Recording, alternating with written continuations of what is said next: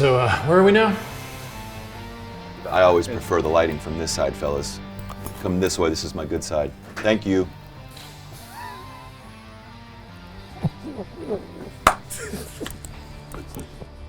What do you got, questions?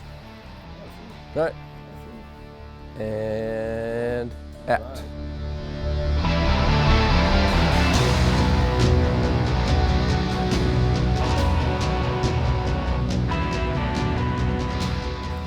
A personal impact that happened to me that did something to this album. Personal impact that happened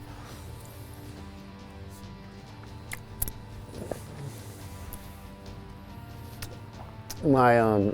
My manager died. Yeah, I think that is the primary focus. You know what I mean? We lost our manager, Nick John, to pancreatic cancer, and it's just been tough to make a record without him. You know, he was just a great guy and one of our best friends. Never in a million years would I have thought that he would get sick with cancer and die so quickly. And that's so real, and it's just so fucking hurtful. Obviously, having him leave this earth was the worst thing that our band has experienced as a collective unit. His impact on me is everything. I mean, he gave me hope because, you know, in that whole LA, California world of like managers, and I just remember being like, I don't trust any of these fuckers. And I remember hanging out with Nick, I think we were in New Jersey. I looked at him in the eyes and was like, "Are you the devil?" And he kind of laughed and he was like, "What do you mean, man?" I was like, "You know what I mean, like I want to make sure I'm doing the right thing, and you're the person that you seem to be, you know." And he totally was up and way above that. According to every other manager that we've met around the world, they're like, "Oh, Nick, he was the best. There's no bullshit. There was no ego. There was no LA glitz and glamour. He was super real, super down to earth, super friendly." And I've never heard one negative comment or word about him, ever. I mean, there's a lot of luck involved, but it's also hard work and determination and sacrifice. Luckily, Troy and Brent had the same mindset where it's like, hey, I don't care about fucking working. Let's all just put our instruments in this van and book our own shows up to like Rochester or New York City and back. Yeah, there was years of just kind of breaking even, you know, and until we met Nick John. And then it was like, oh, I got you guys on Ozfest. All of a sudden we're touring with Slayer constantly because Slayer was under the same management. And then we're moved on to like Metallica and Iron Maiden, and it was just like, wow, this is freaking cool. You can't take four completely different human beings, and when they speak positively about one person, you know that one person was special, and he was integral to what that unit was. You know, he knew how to balance all the personalities. He was really like the band's dad, you know, for lack of a better term. So to lose that and to lose that person just really sucks on many levels, especially in this process, you know, making this album. And it sucks not to have his take on things, you know. He's all over this record. He is all over it, man. Listen to the lyrics. You know, he's all over it. We always knew that our next album was going to be dedicated to him. And the four of us really didn't say that to one another. I think that was just an unspoken commitment, like, hey, this is what we're going to do. Every release that we put out is going to have something to do with him.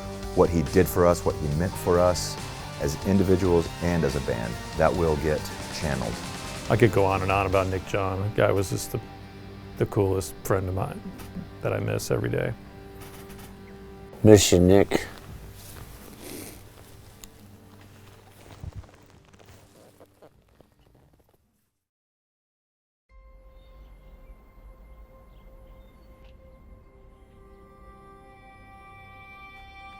I like this building so much that I actually live here.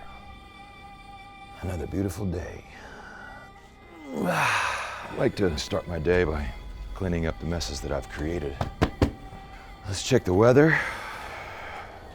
0 wind, 71 to 85 degrees Fahrenheit, clear skies, I can't feel any barometer if there is one. It's gonna be a good day.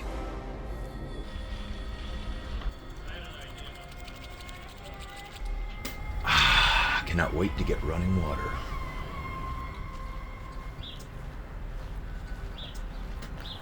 It's peaceful on the west side. Every day I try to take a few minutes and walk the acres.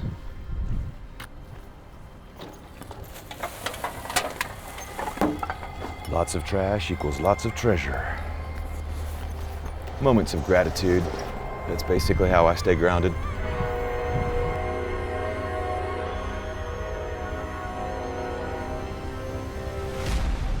You know, there's something to be said about hard work and perseverance. And I would have never imagined that someday a place like this could be mine.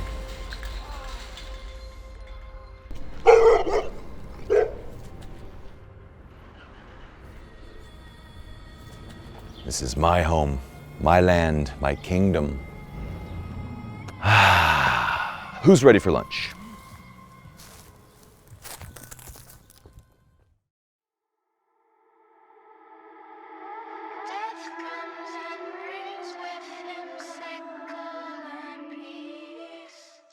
The writing process for this new record was kind of everyone taking the charge of their own ideas and really putting a lot of effort into them before it was presented to the others. A lot of times it's Bryan and I will get together in my home studio and we'll sit down there and there's just some sort of like magic that happens. This is the studio that I built down here, and this is where most ideas that I have come to fruition. Bronze drum kit in here, some various guitars over here. This is the control room.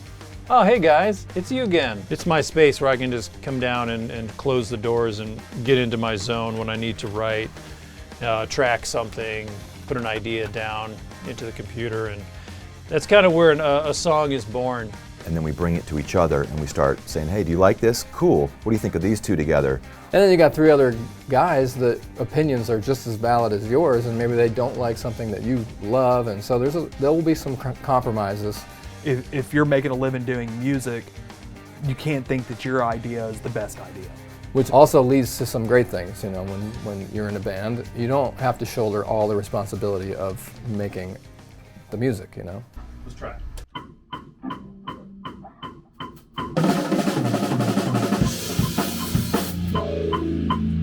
That's correct. Yeah, okay.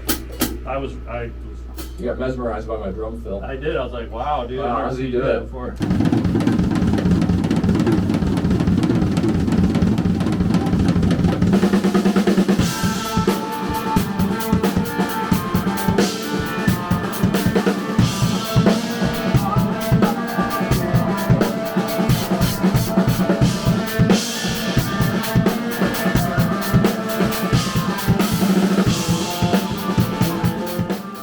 My job is a songwriter. You know, I write riffs and I write songs. I don't do, you know, everyone in the band like has their position, you know.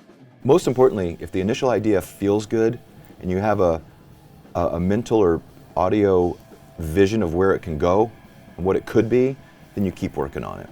I'm just kind of like a finish trim carpenter, you know. I come in, find detailing, you know, to landscape little things, you know, put some color and some attitude and some wash. When I finally hear something that I've written materialize and I hear vocals over it and drums and guitar solo and all that stuff, it's a really good feeling. It's pretty awesome because it always changes from what I originally was thinking when I first wrote it.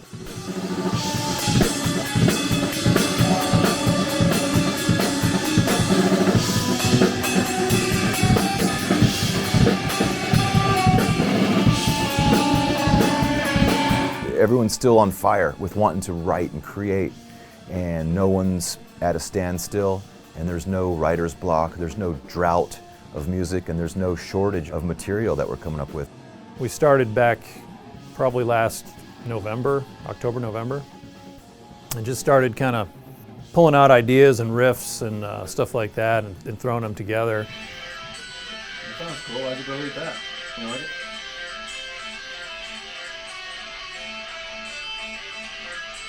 I think a better version of it. I think I have a better version. And we have a lot of material because we just sat and wrote and wrote and wrote. And we're like, we need to like record this album because we have way too many songs now. As I listen to these songs over and over and over in their demo stages, they just continue to grow on me and grow on me. After we've kind of got this ball that's, okay, we kind of got this idea of like these like 20 songs or whatever. Now let's bring it over to West End Sound and have Tom start massaging it and recording it and getting better, bigger drum sounds. These guys mentally get ready to go into the studio and record. It's not like, oh, let's go record an album. No, these guys, like, they get ready. You know, like the last documentary, Troy was in camouflage and everything, you know, like that shit's probably not a joke. You know, they're getting ready, man. You know, we're going to war. That's what's happening. We're going to war and a great album's gonna come out of it. You know, it's pretty funny, dude.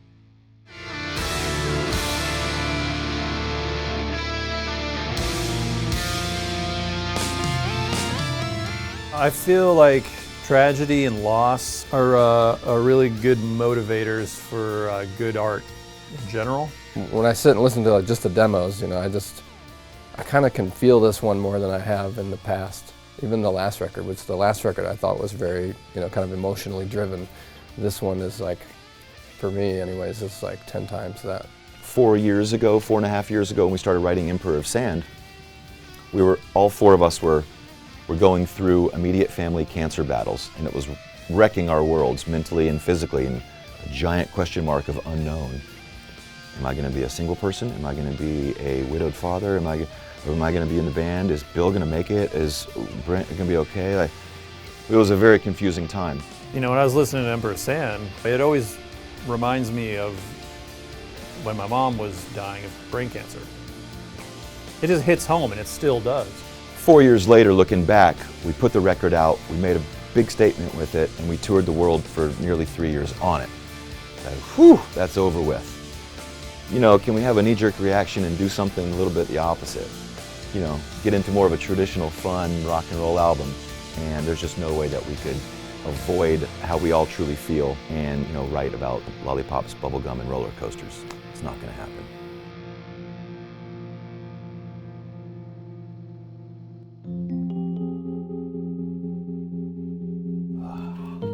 I do love studio lifestyle. You know why? Because we get to document, which means that we're recording a record. It's kind of like a spiritual cleansing. My brain gets clogged up with songs and ideas and riffs.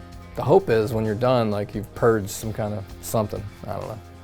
Maybe it didn't work, who knows? You know, not all of it's good or not all of it works, but there are the diamonds in the rough out there. I'm excited for everything to get fleshed out, you know, so we can enjoy it. Having this downtime to really just focus on new music has been extra pleasurable because we've been able to do it in our own building, in our own recording facility. Tom Tapley has been a friend of mine for almost 20 years. We worked with Tom on Crack the Sky. He was like assistant engineer. Then we did Emperor of Sand, and Tom was engineer on that. And it was awesome because like Bill and my buddy Kevin, they built this place. And it's not based on a formula, it's based on how do I feel today? I'm, you know, walking under that door that has the WES under it. Like, that's like a dream of mine. Troy Boy out there? I didn't see him go out there. Oh, actually, say something. So yeah, we found a nice little spot in the west end of Atlanta to build out. And so our buddy Tom runs the studio, West End Sound. That was the hardest part of it, was deciding what to call this place. You know, like, holy shit, what do we call this? Oh, we're in the West End, it's West End Sound. Kind of the goal for us was to be able to be self-sufficient enough to record an actual album out of here, you know, and not just demos. That feeling of just a little bit more relaxation, you know, that lets the creative juices flow a little better. That's what we've been working towards, and that's where we are right now. We are recording the next Mastodon album at our own studio. Yay! At West End Sound, at Ember City, in the West End, in Atlanta, Georgia, United States of America. Bye, Rahim. I'll see you tomorrow. Peace.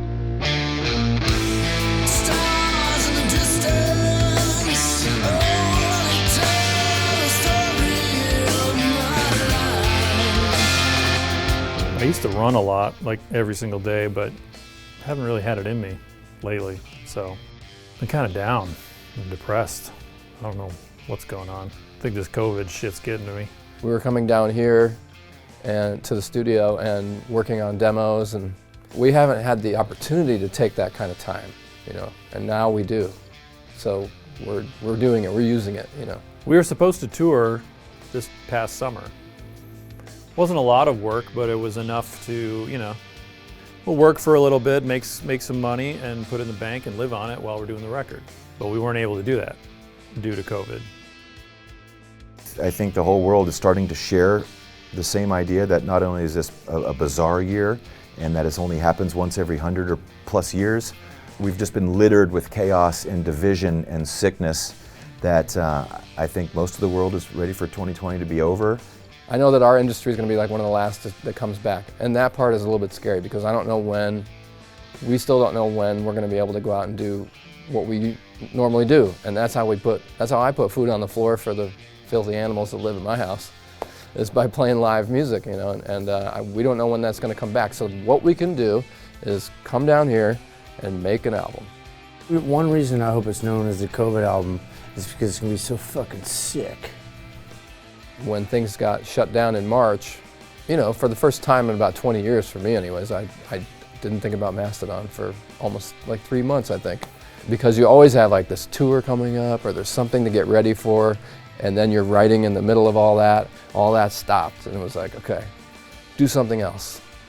So I just started drawing clowns. Clowns are an everyday thing for me. Not just, I don't just see them on TV occasionally, or when I go to the circus. They're everywhere in my house, and they were just in the clown room, but they've now started to infiltrate every room in the home. And I thought I would draw these 14 clowns and come up with this kind of COVID clown series. And this is the first one I drew. This is clown number 1. That was clown number 2. This was clown number 3. It's kind of cool. And I just started to get all these ideas. Like I had this clown with the clown house. But then as time went on, it became very apparent after about a week and a half that the 14 days was not going to be enough. And so it just kind of went on and on and on, and so did the clowns. You know, I had a Picasso clown, nice little Van Gogh action. It says everything is just fine, but you know, on CNN it definitely wasn't. There was lots of death, and it was a horror show, and that's Prager's the clown, you know. Silence of the Clowns. This is called Peekaboo. This guy's juggling, and there's the pit of hell underneath the Trump Tower. It's called America Destroys Itself. That was the '69. The richest clown in the world, folks. A lot of people's first experience with tragedy. There's fucking Clownbo. This one is called Who Ordered the Spanking Machine? With a question mark. Good times anyways. Oh fuck. Hey, I'll be right back. Cool. 1 sec.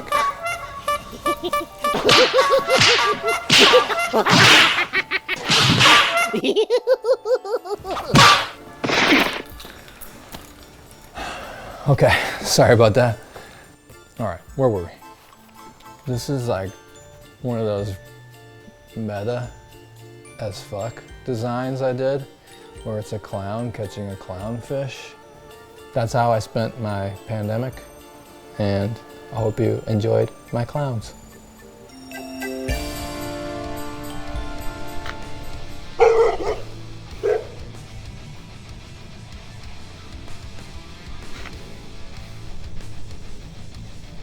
What's up, man? What up? What's you doing? Shooting the dog. You film the dog? Zeus or whatever? Yeah. Hercules? Hercules. Hercules! I mean, I wasn't sure what was going to happen recording-wise because we are in a pandemic. I wasn't sure if anybody was going to want to record here in our studio that we built. My name is David Bottrill, and I'm a music producer. Mastodon hired me to come down to Atlanta. Seeing his name on a very short list was pretty intriguing because I know his discography. Some of the people I've worked with over the years are some great names like King Crimson, Peter Gabriel, Metric, Tool.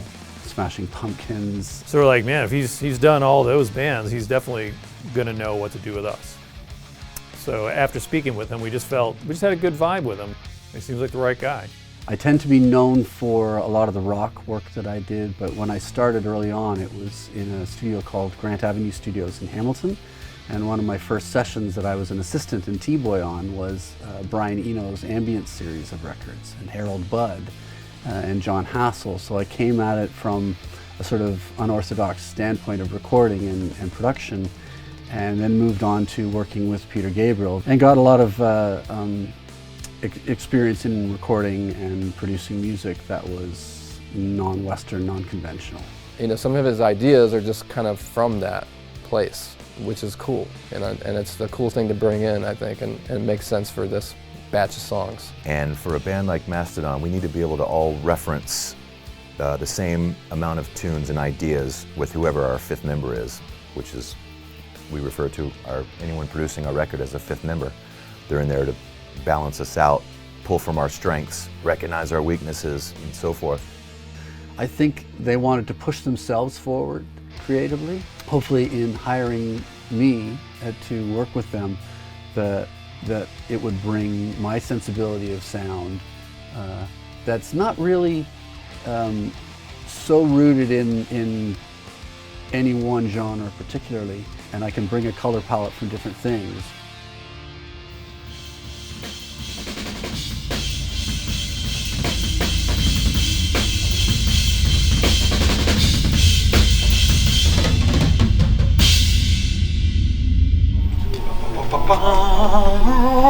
Yeah. If you want a quality guitar, you go to Banker.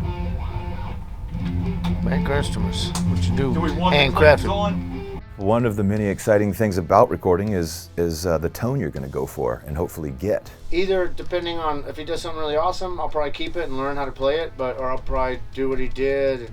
But you know, just depending on what his tone's like on it. I mean, me personally, I went through every amp head I have, and I think I went through like 6 or 7 of them, and we tried each one in combination with different cabinets. I like to multi-amp guitar players, so it's not just one amplifier. And I like to build sounds for each section of the song. So we would use 3 amplifiers, and the balance of those 3 amplifiers and cabinets we would build.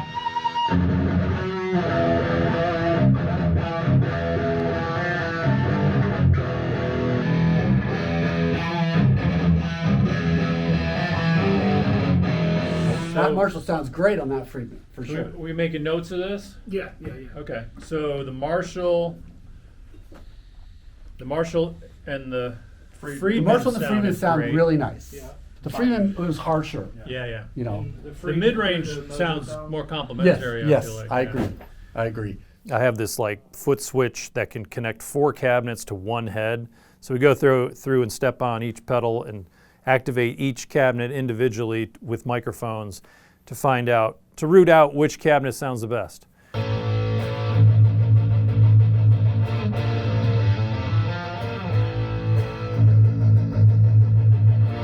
Okay, go back to where we started from. It's about another inch back from where it was. Inch away. Did you go in first or out first? I did go in first. Okay, remember where that is, and let's go back in again, sort of try going in and out a little bit again. So we would sit there, and sometimes we would spend 2 hours on, just trying to find that perfect tone for a certain part on the new record.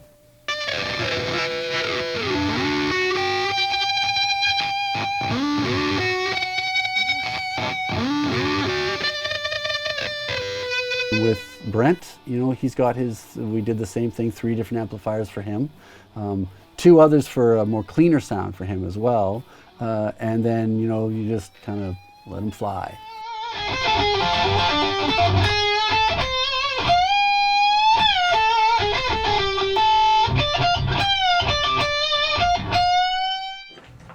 Oh man, I'm down to 1 Ricola. There's more Ricolas in the kitchen cabinet. Ricola!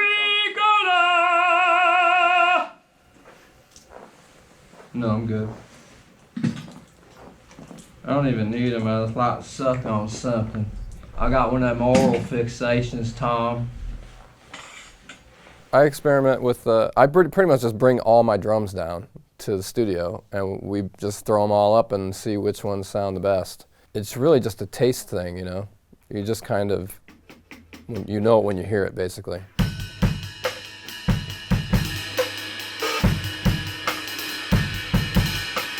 We need the best out of everybody right now because we're laying down essentially what is the heartbeat of the album. Now, like, different people would tell you there's different heartbeats, and the truth of the matter is, in Mastodon's case, it's 4 different heartbeats pumping at the same time, but Bryan starts the heartbeat, you know? That's what he does, is he hits shit and he hits it really good.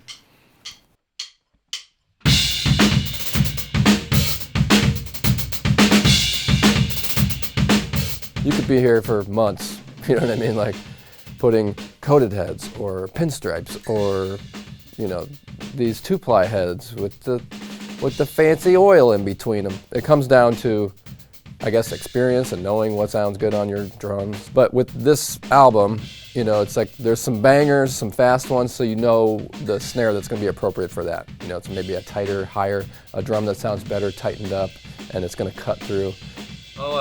Yesterday, I mean, we were gonna do like 4 songs, but we only ended up doing 2 because the power went out, and I have no idea why. But yeah, the power went out. So it was a power outage, and I was told that Bill told me that he had the power of Grayskull, and I figured that could fire everything back up, but it couldn't. It didn't work because it turns out he's been lying this whole time. He does not have the power of Grayskull. He doesn't even know where fucking Grayskull is located. The sound that I kind of feel that I have and am known for within this band, it's just a gnarly, giant, hairy, dirty, thick sound. You know, almost like being able to slide up and you get this wild elephant call, you know, and this soaring, searing bass notes when you go high that can sing over the top of the heaviness and the madness of what's going on in the band. And of course, like everyone else, and especially my guitar players, we have a lot of effects pedals that we've collected over the years, and I consider them like toys. And the best time for me to use pedals or to experiment with them is in the studio environment, because in the live world, I only have 2 or 3 that I ever carry around the world. Keeps it very simple. What do you think? It might be cool. Is it too much? I don't think it's too much, no. Okay. I just want it to be, just to find the most sinister.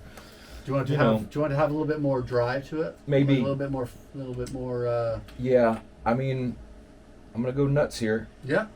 I might request a old school big muff and a chorus pedal. Sure. Just the 1 chorus pedal. You got 3 at the moment.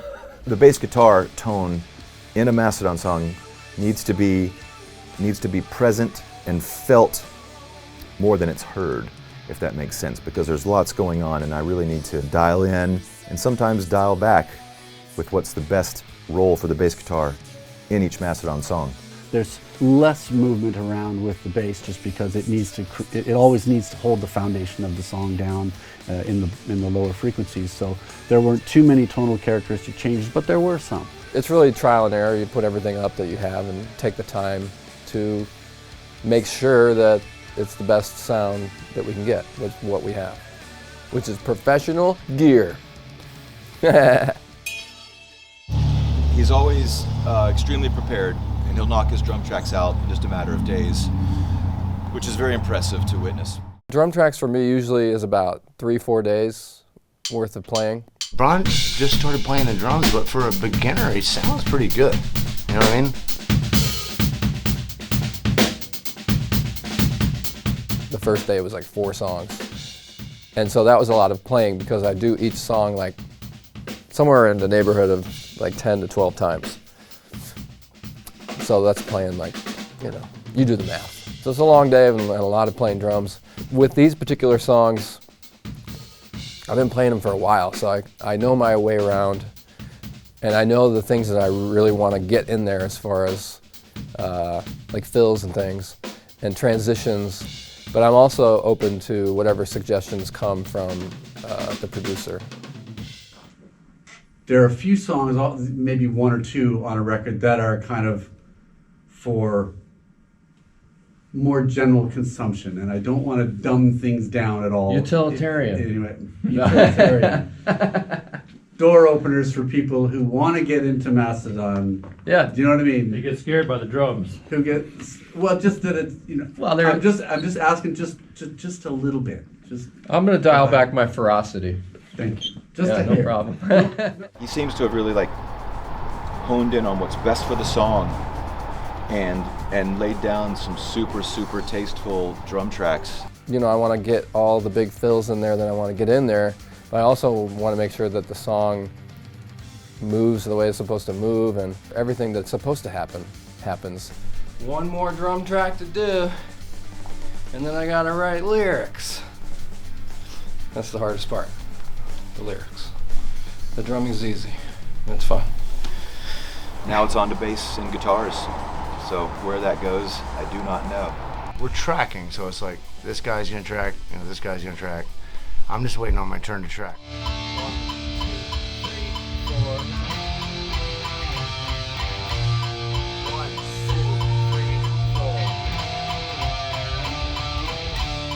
1, 2, 3, 4. 1, 2, 3, 4. All the guitar work, it's meticulously done. I went through everything with a fine-tooth comb. So I feel fulfilled, like I've done my part.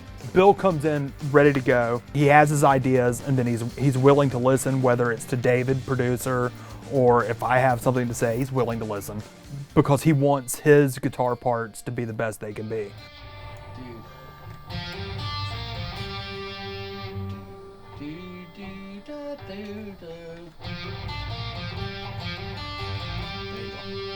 I'm doing that there.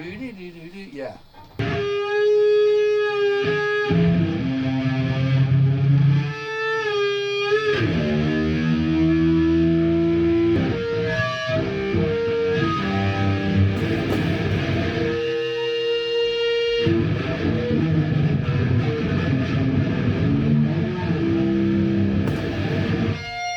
What's unusual for me is normally I would have recorded the drums and the bass comes second. But Troy, the way he likes to write, he likes to feed off what the guitars are doing. So working with him on the bass, tracking my bass and recording vocals was awesome. I loved working with him. So those guys are going up and down. Yeah. Well, you start and then open.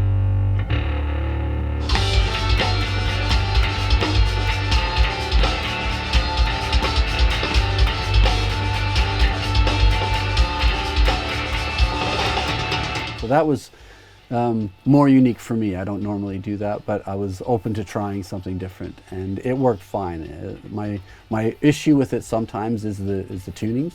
Make sure that everything's well in tune, but we were very, as you can see, we had a tuner up there and a tuner on the floor, and making sure that everything was finely in tune so that we didn't end up with some modulating bass parts.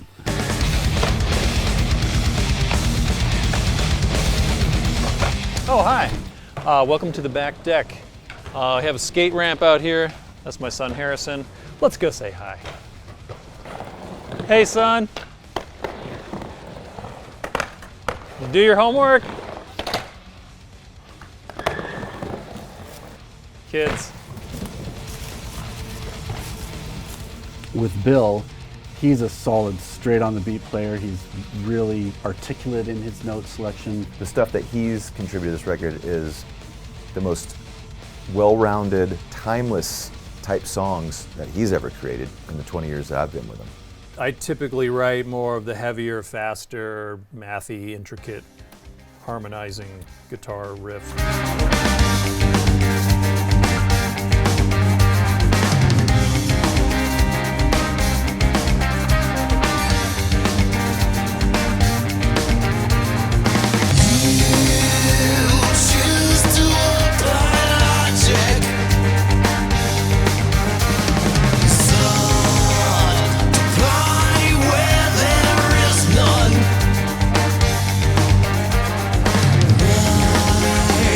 Detonations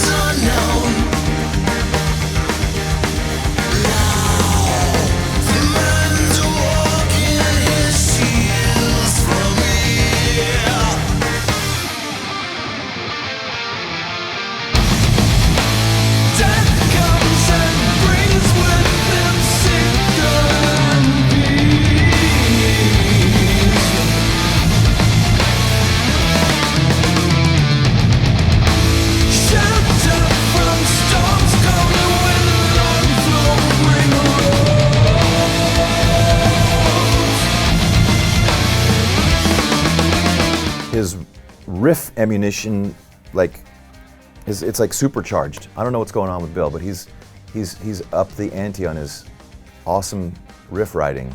I've been doing it more and more with a clearer head every day, and it's paying off.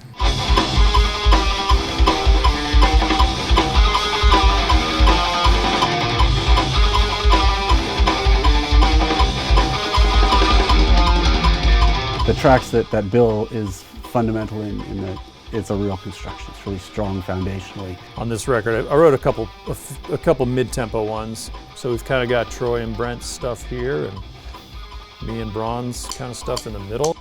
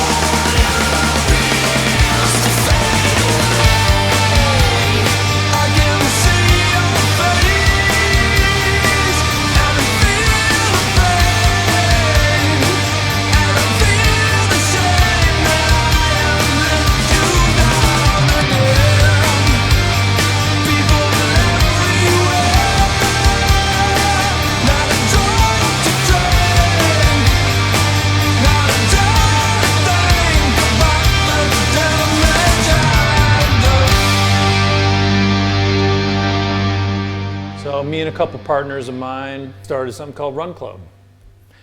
Want to burn that jelly off the belly.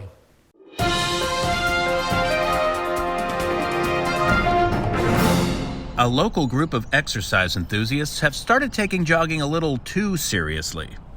Their militant schedule, bizarre objective, and devout loyalty to someone they call the Supreme Runner have led some to believe they may be losing their grip on reality. However, the club's leader, Bill Kelleher, says it's nothing more than healthy living. Look, we're just trying to stay in shape, plain and simple. Peace, love, and running! We run on a daily basis. They follow my every command or face punishment. There go that crazy baked potato game. What's the big deal? And what exactly are his commands? The Supreme Runner doesn't command, he suggests. If we oppose his suggestions, we are denied ultimate wellness and publicly shamed. I mean, is it really worth the risk? I asked the same question to another devout follower. The Supreme Runner wants what is best for us. If we catch a runner's high at precise coordinates, we achieve ultimate wellness. And what are the coordinates? Despite the blind allegiance the members seem to possess, the mental and physical toll can sometimes be too much to bear. Occasionally, runners will quietly exit the group and return to their normal lives. Johnny! Johnny! Johnny! Pupils, come quick! It's Johnny's ascension suit. Where could he be? This is all that's left of him. I found this on the trail we were on. I know it's his.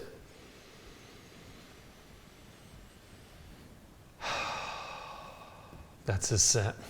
From what I gather, this relatively small group seems to have beliefs or practices that others would regard as strange or sinister, which is the literal definition of a cult. A simple internet search confirmed my suspicions. We have to prepare for ultimate wellness. The only way to achieve this is proper training and knowing the coordinates. They will be revealed to you on the big day, which occurs during the 8th waning crescent moon in the 21st year of the 3rd millennium, which is actually, I think, this Saturday. Oh, and I have a haircut. This is the facility where we train for the big day. 97% of all running accidents happen while running. Lucky for me, the big day happened to be this weekend. I figured I'd show up with my camera crew since we were already in town. Welcome, followers and pupils. We're gonna do some exercises today in preparation for the big day. Shall we start?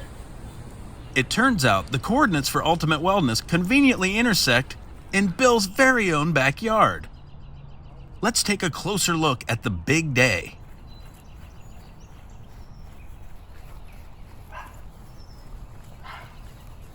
After several hours of chasing a runner's high, nothing happened. During our run today, I was beamed a transmission. This is the training facility where we do all our training. Johnny! Peace, So, pupils, I have some bad news. Our big day has been postponed till next year. But to achieve ultimate... Are you talking to someone? No.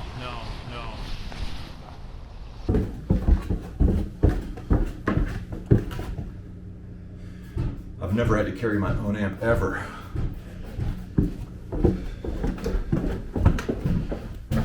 This is horse hockey.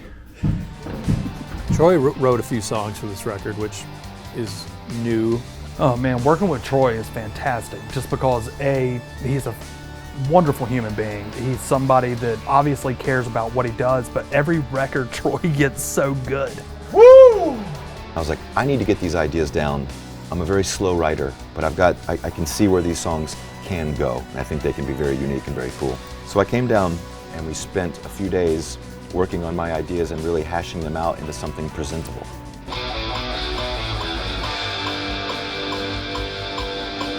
That one's really good. I like that one a lot. Let's try Loa, just to have it.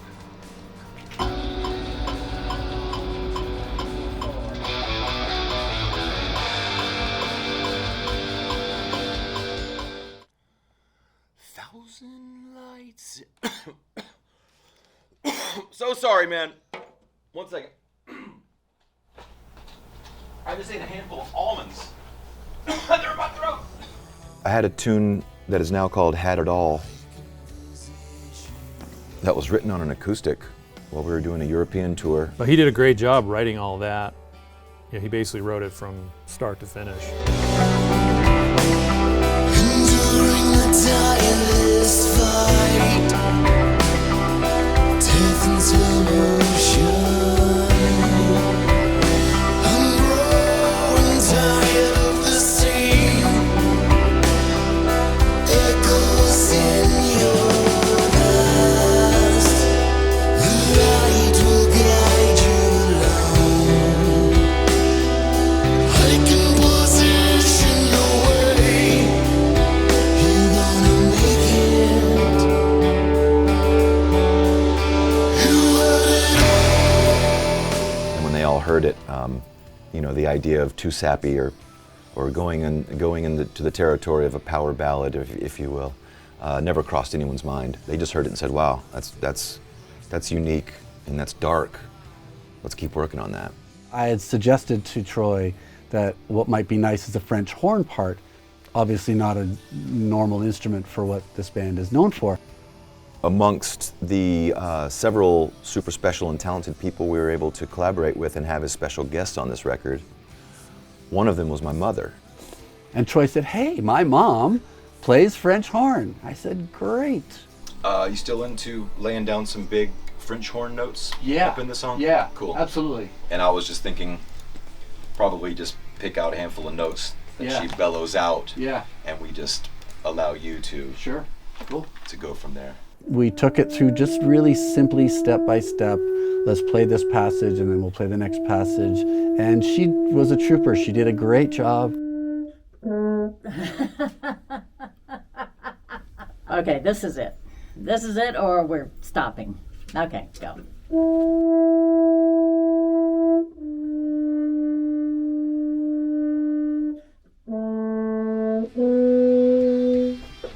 Woo! Working you. It sounds awesome. It's gonna be great. Yeah, that came out awesome. I really love the texture of the French horn, and we've never had a horn in any of our songs. My mom got to jam with Mastodon, and it sounds amazing. Yeah. Good times. Oh yeah.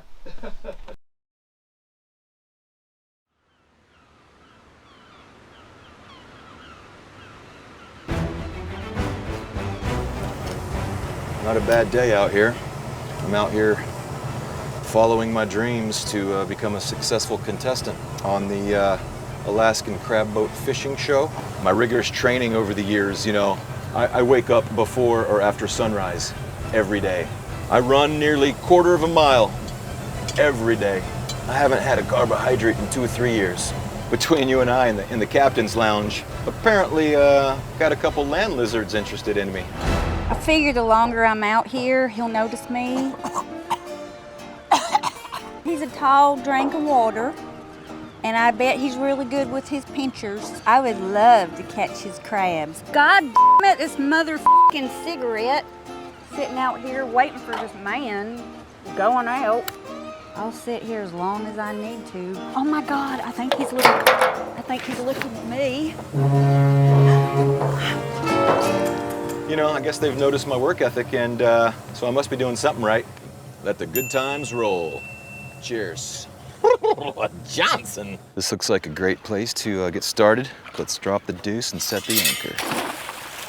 I like to stick to my authentic captain roots and catch my own bait, my own chum. If you want to be the best, you gotta act like the best at all times. What the hell, man? Oh, I'm so sorry. What are you doing? That's the 3rd time this week. You! All right, so this here is the pyramid crab trap. It is the paragon of all crab traps. I think as if I have my own exoskeleton. What would I eat? A happy meal. So in goes the cuisine. I really pride myself on using quality ingredients in my chum. This is no different than medical school here, or first period rocket science class. Well, no sign of life. Got some seagrass, megalodon tooth. What's this? A Grammy. I heard those were kind of rare. Oh baby, I do believe we hit the mother lode. Look at this crab leg in all of its glory. Oh my God, it is so good and healthy and moist and delicious. You know, I just trust in the faith of my ocean god, Captain Ahab. And he leads me with guidance, and I'm constantly looking for signs that he gives. Like right here. Guys, look. Bring it over here. Oh, get here, go over here. Got him. Right here. That's fresh lobster. This is soon to be melted butter. This is a good sign. This is a great sign. I could just do this forever, ever, ever, ever, ever, ever, forever, ever, ever, ever, ever, ever, forever, forever. Hey, Bryan, why aren't your lyrics finished for the new album? Oh, I don't know, maybe because there's an inconsiderate asshole that works the camera every day and sets his computer down on your... Every day? I think you're pushing it on that every day. So I'll be down at the bar at Olive Garden redoing my lyrics. Having had the bulk of the year to work on this record, lyrically we have a pretty good head start. This record is going to be, you know, it's another very emotional roller coaster ride of beautiful music. I guess those feelings of loss, you know, they show up. It's sort of always been a thing for us. That's sort of where we as a band put those kind of things, you know, those big losses in your life, and everyone goes through it. Yeah, it's almost like his spirit will burn, evaporate, and then Braun's next line is I left you in the wind. It definitely makes more sense. That's why I wrote that there. Because when you realize something is wrong and you're crushed by it, you know, it can crush your spirit, and you have to separate from that, move on, or evaporate, move to something else. I need to go get warm and toasty by the fire and finish writing some lyrics for one of Brett's songs. That's my job. It's about drowning and kind of giving into the, like I read something that people who almost all the way drown, you know, like it gets real peaceful when you're let go. Euphoric. Oh, you're still alive? Still alive. Because there's people talking about it. But I heard from people that die from it that it hurts really bad. Their vocal themes on all their records are heavy, and they're honest, and they're not written for a radio. They're not written to make somebody happy. It's honesty, and I think that's why a lot of people also connect with Mastodon, because it's okay to be honest. Maybe it helps somebody out there, because I know I like me some sad songs. Sometimes I'm not in the mood for Van Halen, Panama. You know what I mean? Get that shit off. Put on some Carpenters. Let's cry. And as long as it's authentic and honest, and you can tour on these songs for the next 10 years and belt out every lyric with the same sincerity as we're writing the lyrics now, then that's how I know it's good and it's solid.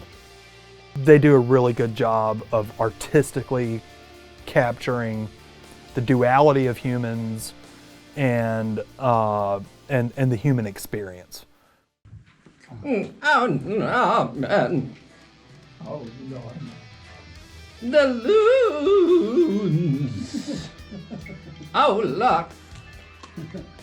You old poo. Each guy that's come in with David has been able to figure out what they're trying to convey, and he gets the best out of what they're trying to convey.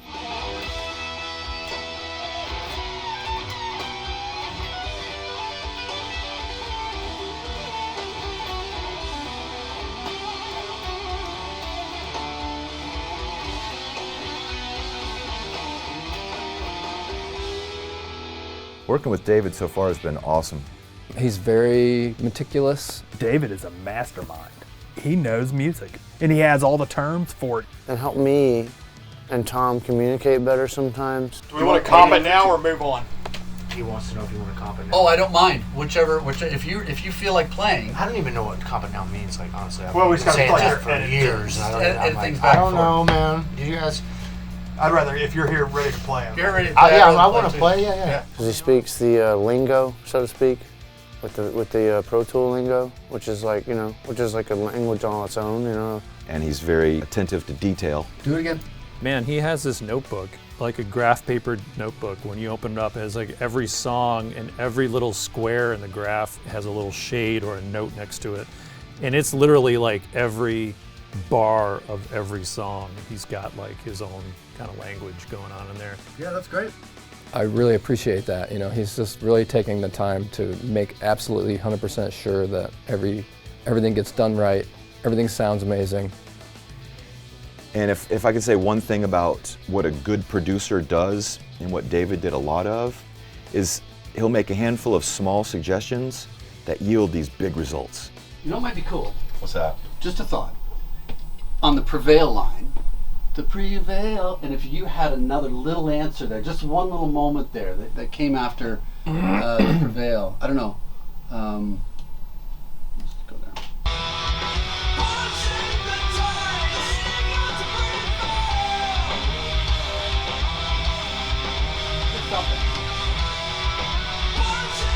And then back to that. Cool. Just a thought. Sure. I mean, I'm not saying do something right now. Right. Think of something. Sure. If you, He does a lot of that kind of stuff, like that's what that's what I see happening with my experience with him. Like I'm just playing guitar along with the track. It's like, this is it. This really sounds great. Yeah, I'm loving working with him, and I'm loving the ideas that he's bringing to the table. I think are new and fresh for us, and it's just a new spin on our 20+ year project that we've been working on called Mastodon. Well, if you love something, set it free, and if it doesn't come back, then you need to go find it and fucking get that shit back. It didn't return, and then I found out later on in life how vocal them damn dogs were. I was like, I don't want them talking dogs around my house. No, that's a little too smart. You never want a dog that's so smart that it can like open a door and tell you to fuck off. You want one right in the middle of stupid. My You want kind of dog stupid. having like a lip. Right. I don't want my dog having a lip. That's one more person you got to slap.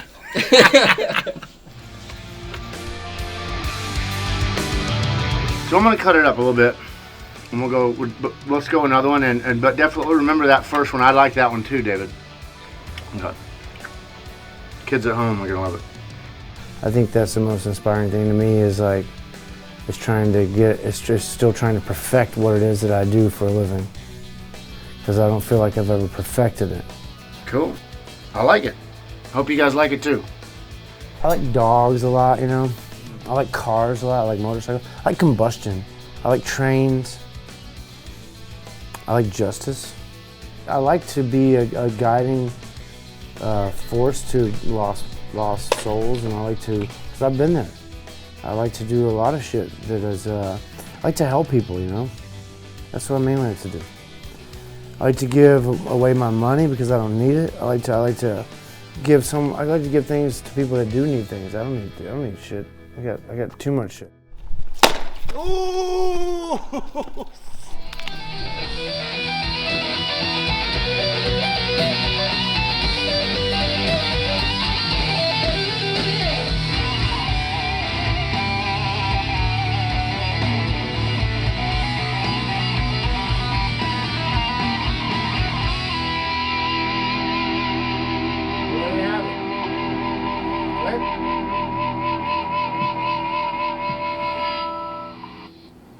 Nice. I'm cool with it. You know, Brent's guitar solos, I gotta say, are incredible on this record. They're ripping. I'm gonna roll into that.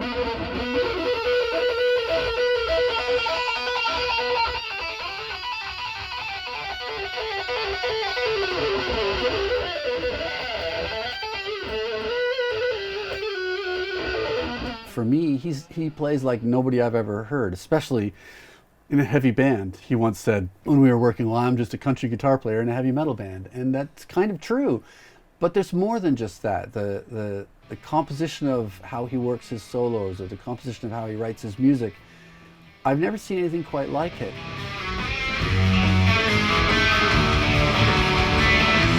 Because he plays guitar like a banjo. He plays guitar like there's not many guitar players like Brent. 9 times out of 10 when people watch a guitar player, they watch their left hand, the fretting hand. Like with Brent, you watch the right hand, because like there's some ninja stuff going on there that's crazy.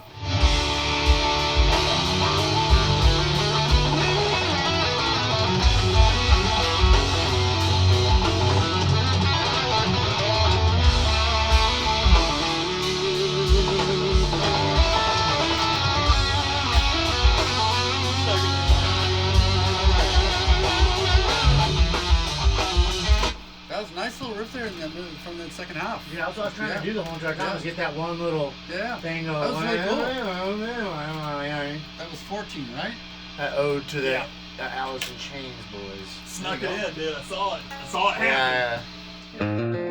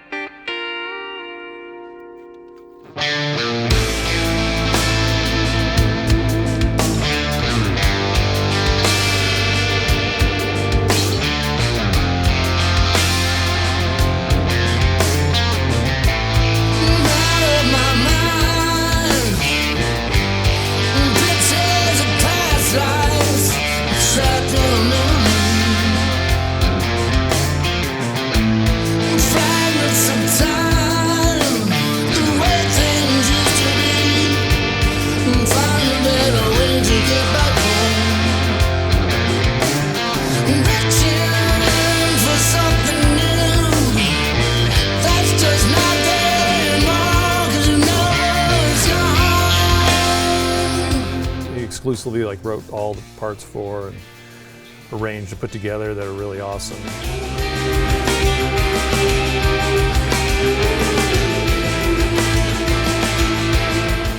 Lyrically, everything that I'll be putting forth will be kind of homage to Nick in a way. You slip away to the distance, past a crack of light in the floor.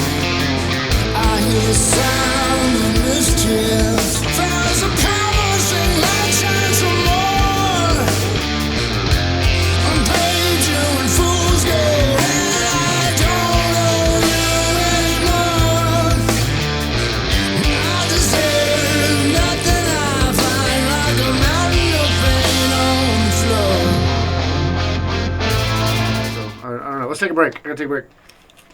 Like when the teacher went around the room, asked everyone what they wanted to be when they grew up, and I just always remember saying I want to be a hobo because like they were so glorified as clowns on Yeehaw, and that's always what I wanted to be.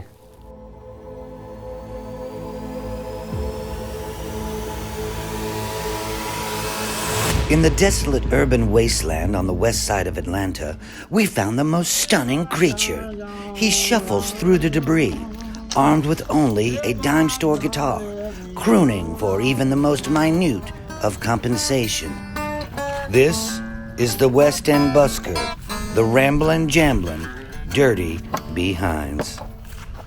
Well, look how we're going, baby. Sit behind you. Can't do any fellow. He roams these desperate back alleyways and forgotten garbage-lined streets just to sing his filthy songs. Little country man, I'm gonna let you walk along. You know, just what I do in my downtime. Come down here and just crack up a song. I don't even know how it goes. What compels this behavior is unknown to us, but he is a most curious species.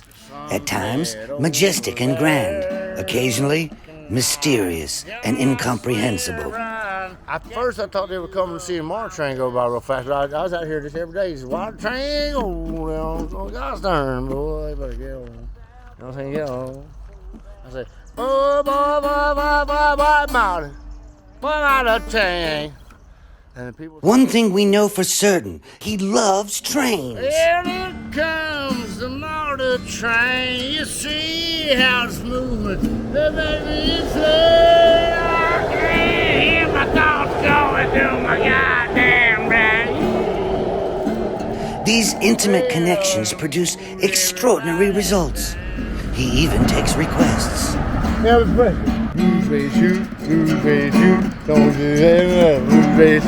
This is one of the, more urban outdoor type of experiences you can get in Atlanta. What drives him we may never know. Perhaps to bring joy to the joyless, give voice to the voiceless, or maybe he just likes singing to the goddamn train.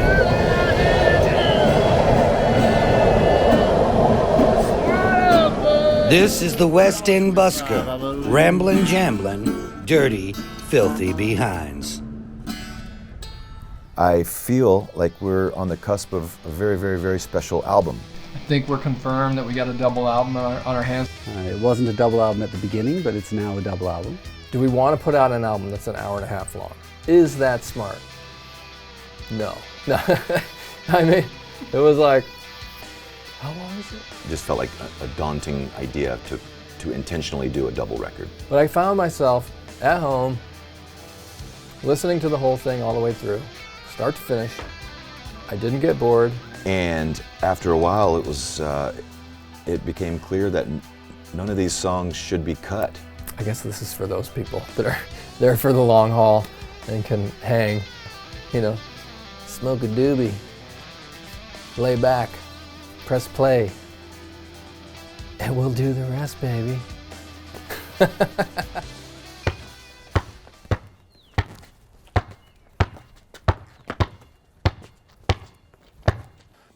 A day in the studio for us is more nocturnal. There's no damn windows in the place. You can't tell what time of day it is anyway. As far as the drum tracks go, Bryan likes to sleep all day, show up when he wants to. Our sessions become more nocturnal, and I'm quite the opposite. Hey man, you're aware we've been waiting on you for hours? He's got those drummer tendencies, he kind of shows up whenever he wants. He'll make his noodles, he'll eat his soup. Oh, fuck. Hey, yeah, I'll be there in a few minutes. I'm gonna eat my noodles. I need to have my noodles before I go play drums, okay? But I'll be there I'll be there as soon as I'm done fucking eating. I haven't eaten anything all day, okay? He's playing basketball.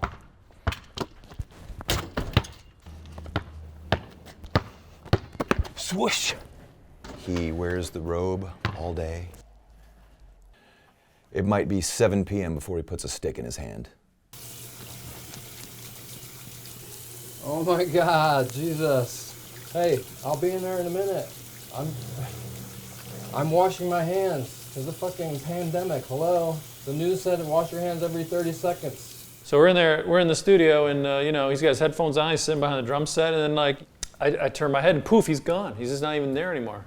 I thought you guys were waiting on Bryan to do his I'm medium balls or what? Well, let's find out. Bryan!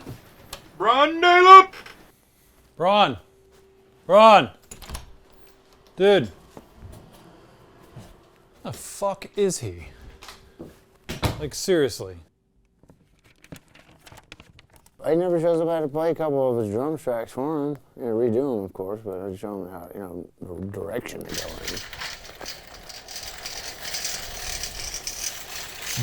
in. Dude, come on.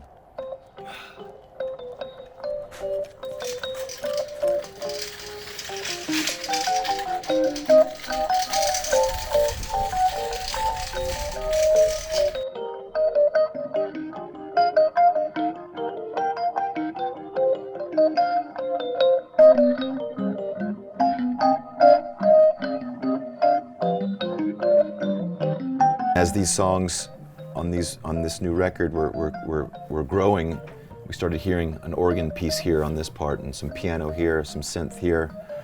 I usually perform with the Claypool-Lennon Delirium, with Les Claypool and Sean Lennon. And that's how I got mixed up with this. They were in Salt Lake City with a night off. We played in Salt Lake City, met up with them that evening and befriended their keyboard player who was from Brazil. His name is Jaú.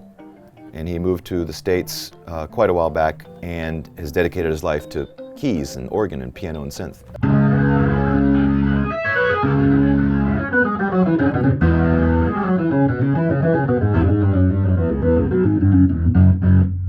Bryan asked me if I knew someone who could kind of play keys like I do, and I said, well, I know me.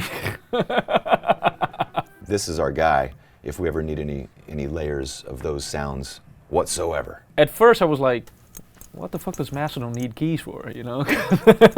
He had a wonderful, quite light-hearted sensibility in his playing, almost laid back in some cases. We'd be doing a part and you'd see him playing, he'd be just like sitting back, and if it was a two-note simple part, he was a great virtuoso musician. I mean, he was able to double the part.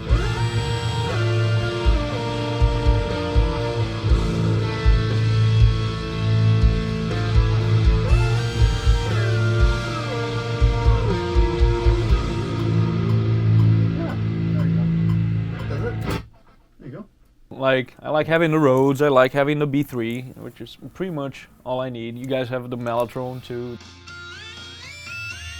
Keep it within the realm of the 70s sounds. We don't want to get 80s.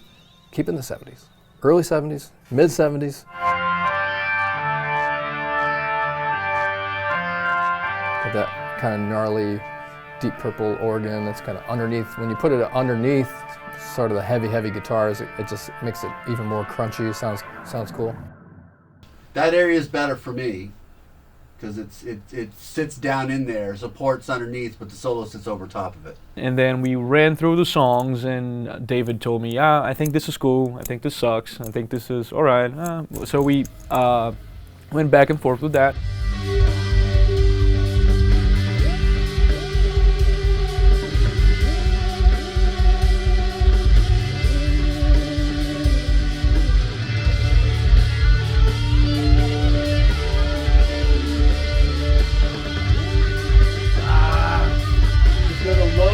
Hold the low G 2, 3, 4, high G 2, 3, 4, D. Yeah. But sometimes a keyboard player, especially in a rock band, has to know that sometimes two notes is all you need.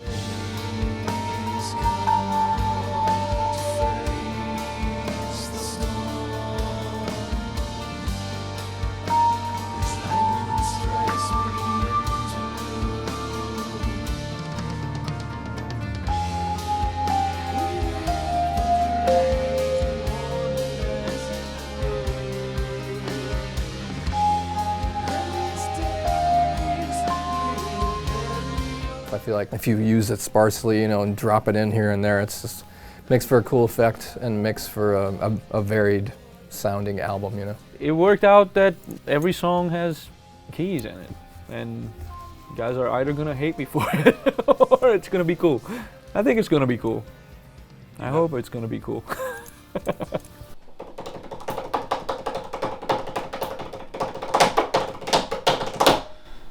I'm excited to play my drums again. You know, we've done like really interesting kind of metal percussion on this in one section of a song.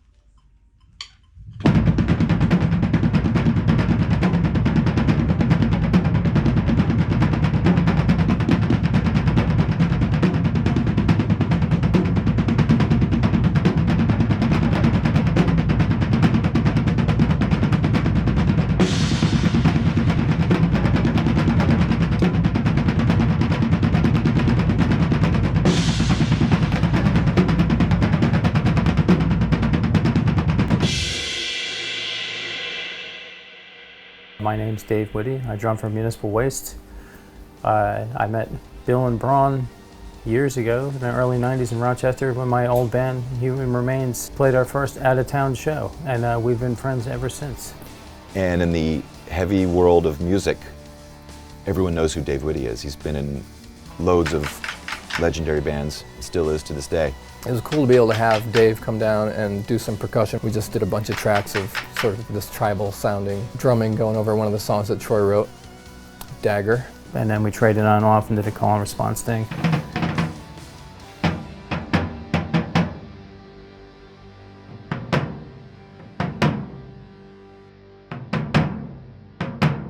And it sounds massive. Like we were in control of them afterwards, and it was real exciting to hear it.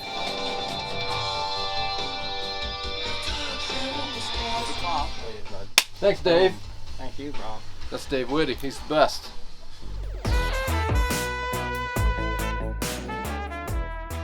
All right, here I am.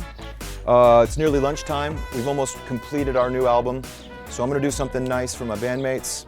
So what I've done is I've picked up a delicacy near my hometown in South Florida, right there off Alligator Alley.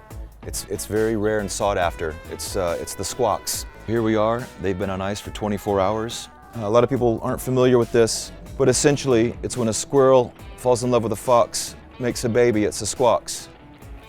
It's really simple to cook. I've got 3 yesterday, that's all I could find. Look at that, wow. Notice we don't skin the squawks. The fur is what locks in the flavor, or the flavor. Essentially you need 4 minutes per side. Any longer than that, they become spongy and unedible. As far as eating the squawks, you'll need a fresh hoagie roll, some basic yellow mustard, and I'm gonna sprinkle the green onions from my herb garden patch. You can tell from the smell, these are ready to eat.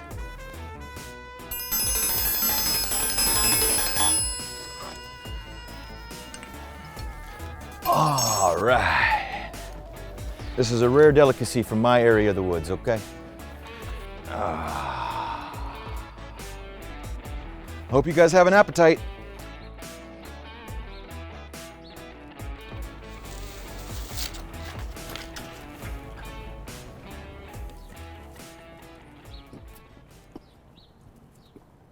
What? Tracking vocals with a camera is probably one of the most vulnerable positions man could be in. And whew, I hope this doesn't upset or hurt anyone's feelings or be offensive. It will be. Is this offensive? I apologize.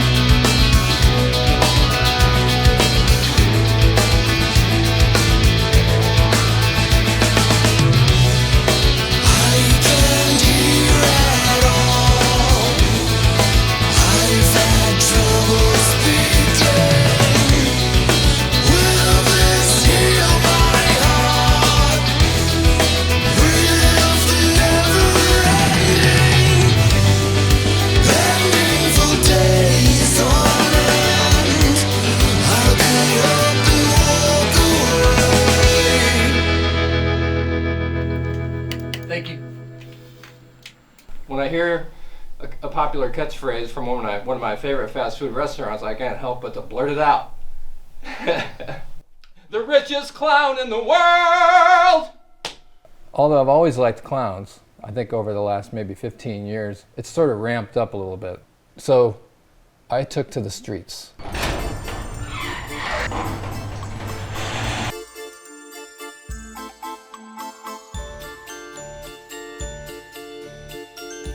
I basically provide a service for the city, bringing smiles and laughter to children and adults and young adults, anybody, seniors, senior citizens, to all the people that encounter me, gets a smile.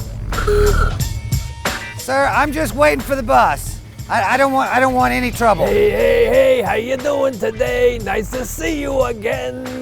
I do not need any trouble, please. Hey, you're looking pretty parched over there. No, I'm actually fine. I'm very well hydrated, see, so... Bottoms up.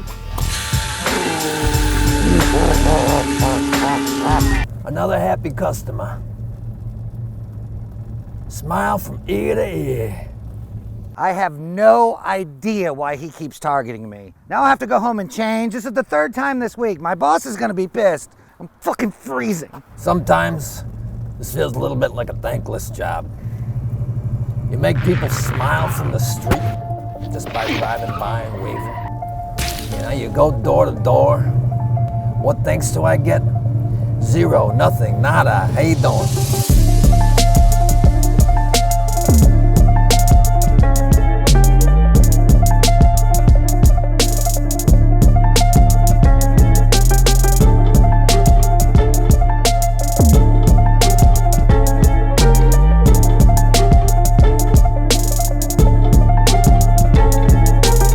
Sometimes clowns, they get a bad reputation. But seriously, name one bad clown. I bet you can't. But that's because clowns bring joy and laughter, whether they like it or not. And they almost always do.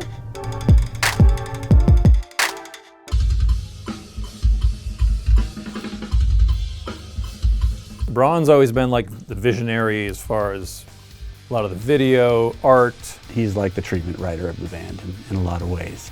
You ever had a woman beat you with rubber? It just really comes down to aesthetics and what we feel like is connecting with the songs. They all have to coexist together and be on purpose, basically. I have a title picked out. We would all have to agree on it, obviously, but I always sort of have a title picked out. And then the one that I'm gravitating towards the most is a title, Hushed and Grim. Maybe 2 days before Nick John passed away, we went to visit him in his home. And I don't think any phrase really sums up the mood in that house. Like, you know, he was doing like the home hospice thing. You know, it's just very quiet. There's someone in there you love. They're at the end. Hushed and Grim makes the most sense to me. I got it from Gone with the Wind. I was watching Gone with the Wind, and they get to the part where Atlanta has just burned to the ground, basically. Sherman burned down Atlanta. There's some text that comes on the screen, and Hushed and Grim came up about the mood in Atlanta after that happened. Aesthetically, I can see it in my mind. I think that it looks right, feels right, it fits the mood of the music, and that's the most important thing to me. Honestly, don't feel like I've had this feeling since maybe Crack the Sky, as far as like emotionally towards it, you know what I mean? That's all you can go on when it emotionally feels right. Yeah. That's, I mean, you know, I think with our last few records, as much as I love them, they just didn't have the impact for me personally that this one has had so far. It's like big feelings. I don't know.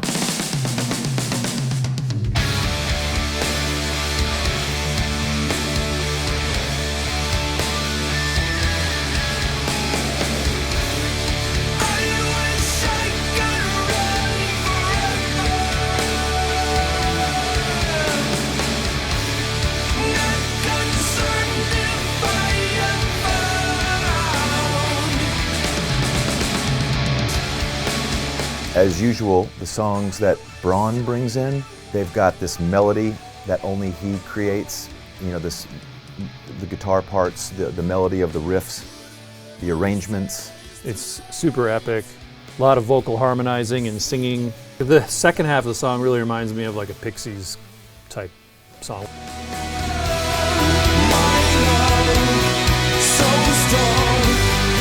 reflecting the thoughts of strangers to reach the other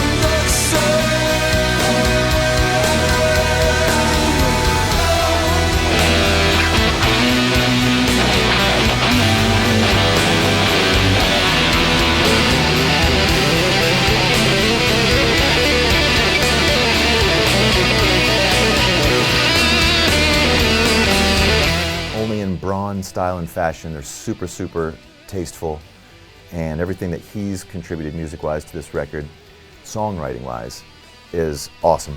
I think I'm done with my drum tracks.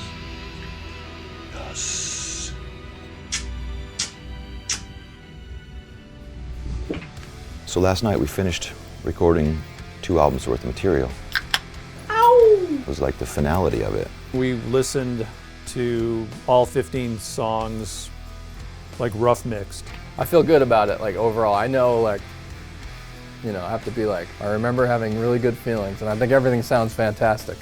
I just need a couple days off from it, you know what I mean? When we leave, we're hugging, we're high-fiving. That was awesome.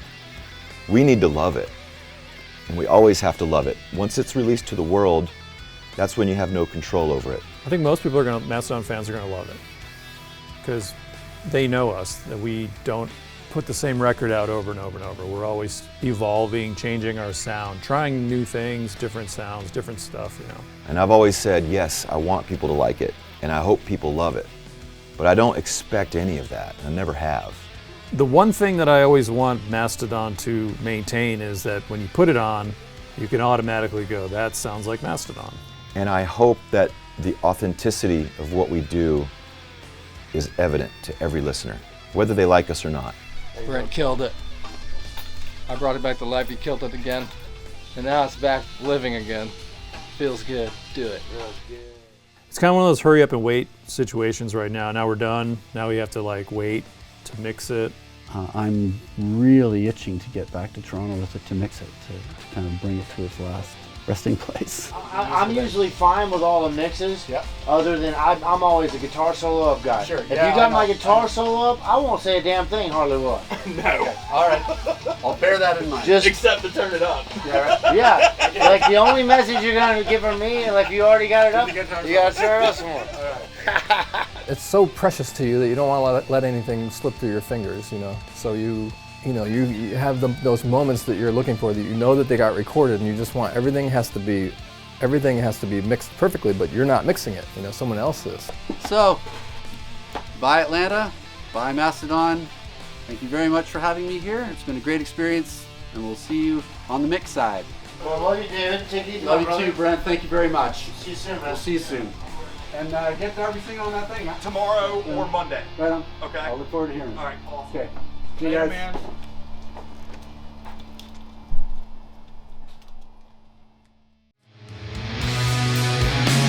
Pays me to see you this way. To erase you is what I feel. You're swimming through my head, it keeps you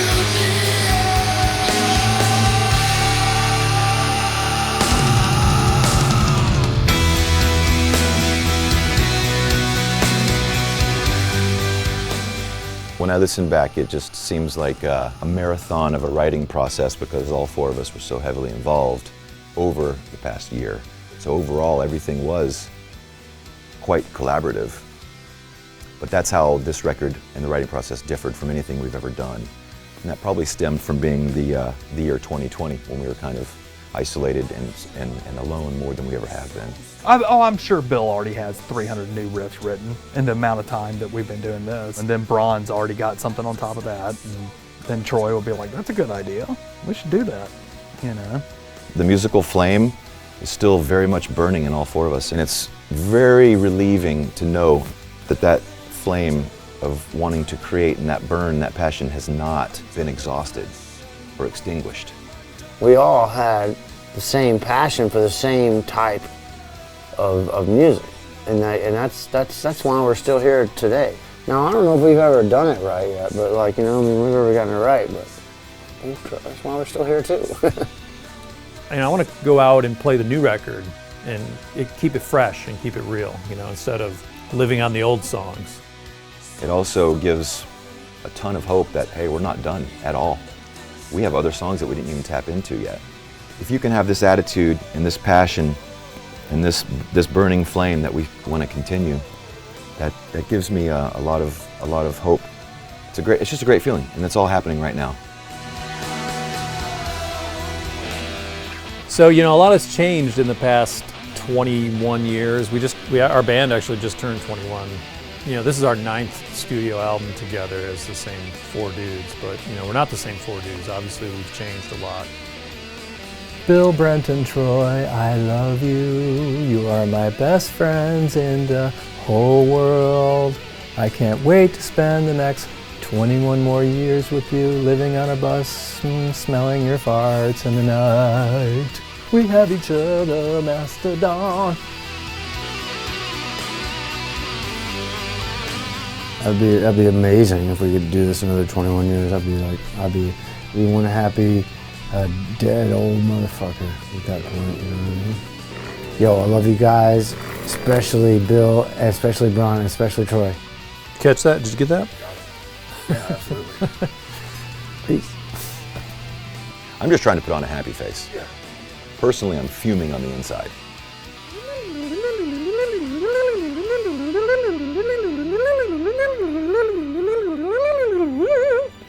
I'm a jokester. I'm not trying to offend anyone here. Okay? Are we clear? Okay. We're done. We're done. Fuck. This isn't going so well. I can see it in your eyes. Dude, Gone with the Wind director's cut just started. I'll be in there as soon as it's finished.